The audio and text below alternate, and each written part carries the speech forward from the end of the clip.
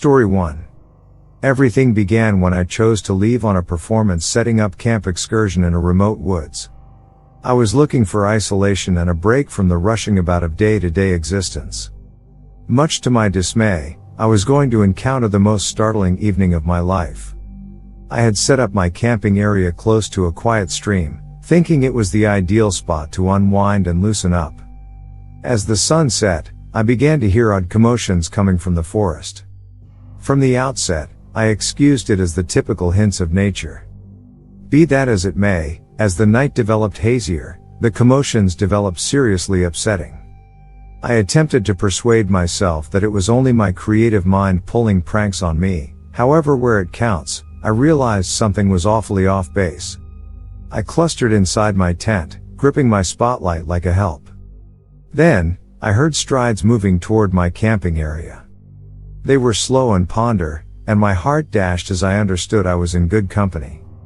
I looked through a break in my tent, my breath trapped in my throat. What I saw next still torment my bad dreams.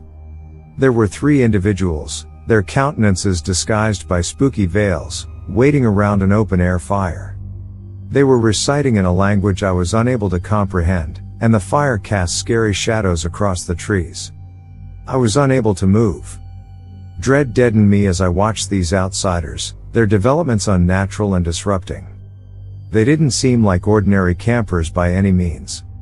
They appeared as though something out of a blood and gore film. Right when I figured things couldn't deteriorate, one of them turned and stared at me through the tent. My heart beat so noisily I was certain they could hear it. At that time, I realized I needed to leave. I got my rucksack and quietly crawled away from my campground, abandoning my tent and the majority of my effects. The forests were dull, and I staggered through the underbrush, asking they wouldn't follow me. I in the long run returned to human advancement and revealed the occurrence to the specialists. Right up to the present day, I have no clue about who those individuals were or what they were doing in the forest that evening. At the end of the day, it's obvious that I'll at absolutely no point ever check out at setting up camp the same way in the future. Thus, individual Redditors, assuming you at any point choose to go setting up camp alone, if it's not too much trouble, watch out. No one can tell what sort of upsetting experiences you could coincidentally find in the wild. Remain protected out there. Story 2. It was a radiant evening when my companions and I left on a setting up camp excursion profound into the core of the Appalachian Mountains. We were totally capable campers, so putting in a couple of evenings in Compass Naturally's magnificence energized us. Much to our dismay, this outing would transform into a bad dream. We set up for business close to a quiet, completely clear stream, thinking we had tracked down the ideal spot. As the sun plunged beneath the skyline, we accumulated around the pit fire, sharing stories and chuckling. Yet, that is when things took an evil turn. At an ungodly hour, we heard stirring in the close-by hedges, excusing it as natural life. However, when the commotions continued, and faint murmurs arrived at our ears, we became uncomfortable. Looking into the dimness, we saw shadows moving among the trees. Alarm set in as we understood there were individuals prowling in the forest, watching us. My heart beat as I murmured to my companions, "We really want to get together and leave unobtrusively." As we quickly stuffed our stuff, the outsiders in the forest moved nearer. We could hear them murmuring and giggling shockingly. It was clear they weren't there for blameless goals. Unexpectedly, one of them ventured into the faint firelight, uncovering a threatening smile. He grasped a blade. We were frozen in dread. With no other choice, we got to move on, running through the woodland, branches slicing at our skin. The outsiders sought after us, their frenzied giggling reverberating through the trees. It seemed like a bad dream. After what felt like an unfathomable length of time, we coincidentally found an officer station and frantically enlightened them regarding the threatening people in the forest. The officers immediately prepared and looked through the region, yet the outsiders had disappeared suddenly. Right up till now, I shiver at the possibility of what might have happened that evening. I trust that by sharing my setting up camp shocking tale, it fills in as a chilling suggestion to continuously pay attention to your gut feelings, know about your environmental elements, and focus on your security while wandering into the wild. Remain protected out there, individual campers. Story 3. I've forever been an eager camper, tracking down comfort in the quietness of the wild and the popping of an open-air fire. Be that as it may, nothing might have set me up for the chilling experience I had one portentous night in the profound woods. I felt a sense of urgency to share this genuine shocking tale on Reddit, expecting to caution others of the unnerving individuals I met that evening. It was a fresh pre-winter evening when I chose to set out on a performance setting up camp excursion somewhere down in the core of the Appalachian Mountains. The leaves had taken on red-hot tints, and the air was thick with the aroma of rotting foliage.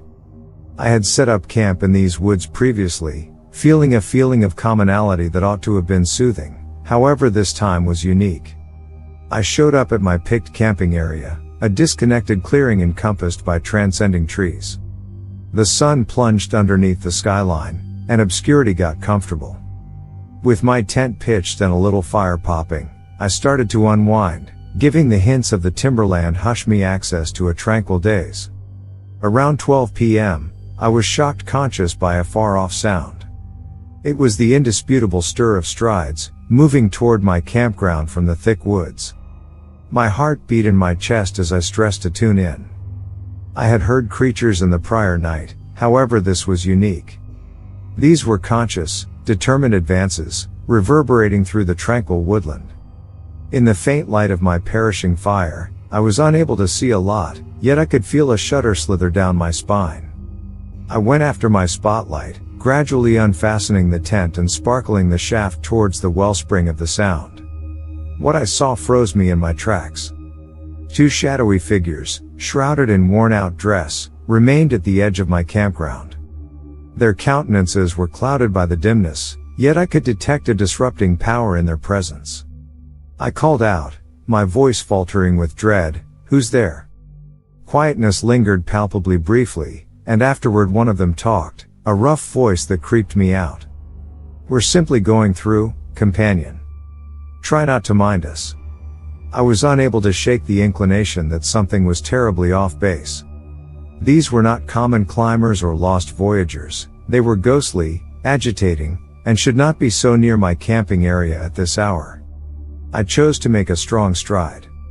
"You want to leave at this moment," I said solidly, my voice trembling. The two figures traded looks, and I could feel their malignance develop. One of them moved forward, uncovering a glimmer of metal in the twilight. My heart hustled as I understood they were outfitted. Alarm flooded through me, however I needed to safeguard myself. I snatched my setting up camp axe, holding it firmly, prepared to shield myself if fundamental. "We need no difficulty," I stammered, attempting to sound bolder than I felt. "Simply pivot and return the manner in which you came." The figures didn't move. All things being equal, they started to circle my camping area, their strides shockingly synchronized. Maybe they were playing a wound game with me, playing with my trepidation. My brain dashed, frantically attempting to concoct an arrangement. Would it be a good idea for me to make a run for it into the forest? Would it be a good idea for me to face them? Similarly, as I was going to take action, I heard a far-off sound, a weak thunder that became consistently stronger. Headlights penetrated the murkiness, uncovering a gathering of climbers drawing closer. My heart jumped with trust as I yelled for help. The two figures, presently obviously dwarfed, withdrew into the forest like shadows, vanishing into the evening. The explorers, worried by my misery, hurried to my side, offering solace and help. I made sense of the frightening experience I had recently persevered, and they chose to remain with me until morning, guaranteeing my security.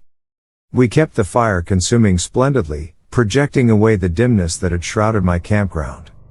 As first light broke, the feeling of fear that had held me all night started to blur. The climbers left to proceed with their excursion, and I got together my camp as fast as possible, anxious to put distance among myself and the unpleasant recollections of that evening. I shared my nerve-wracking experience on Reddit to caution others about the perils that hide in the wild, to remind individual explorers that not every person you experience in the forest is there for similar reasons. It was a night I could always remember, a genuine harrowing tale scratched into my memory, and a distinct update that even in the serenity of nature, dimness can track down its direction in the most surprising spots.